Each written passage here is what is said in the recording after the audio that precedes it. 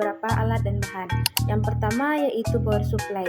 Nah, power supply ini memiliki fungsi utama yaitu menyuplai tegangan atau arus listrik dengan nilai yang dapat diatur. Power supply sendiri memiliki beberapa bagian penting.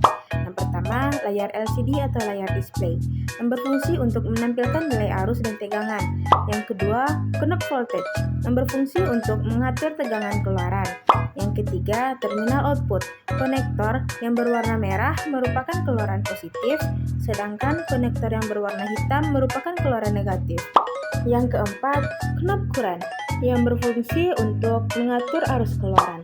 Dan yang kelima atau terakhir, switch on off yang berfungsi sebagai tombol menghidupkan dan mematikan power supply.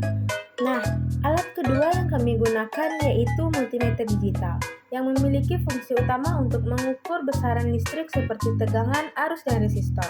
Multimeter digital memiliki beberapa bagian penting. Yang pertama, layar display atau layar LCD yang berfungsi untuk menampilkan hasil ukur berupa angka. Yang kedua, select range yang berfungsi untuk mengatur atau memilih fungsi tambahan seperti pengukuran frekuensi, tahanan, dan sebagainya. Yang ketiga, probe untuk menyentuh titik-titik pengukuran pada rangkaian listrik. Probe merah untuk koneksi pada terminal positif dan probe hitam untuk koneksi pada terminal negatif. Yang keempat, saklar pemilih yang berfungsi untuk memilih jenis pengukuran seperti tegangan AC atau DC, arus listrik, resistensi maupun frekuensi. Bahan yang kami gunakan yang pertama yaitu project board yang merupakan papan sirkuit tanpa solder yang digunakan untuk merakit rangkaian elektronik sementara atau prototype.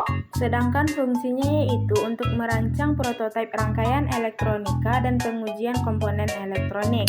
Bahan yang kedua yaitu resistor yang merupakan komponen elektronik pasif yang berfungsi untuk membatasi arus listrik dalam suatu rangkaian. Nah, dalam percobaan kali ini kami menggunakan dua resistor yang dimana nilainya masing-masing 3300 ohm dan 100 ohm. Teman-teman, sebelum melakukan percobaan, penting nih kita melakukan kalibrasi pada multimeter digital. Yang pertama, pindahkan saklar pemilih pada pengukuran tegangan. Untuk pengaturannya kita ubah dari AC gelombang sinusoida menjadi DC garis lurus pada layar display. Pasang rangkaian resistor secara seri. Resistor yang pertama dengan nilai 100 ohm dan resistor yang kedua dengan nilai 3300 ohm.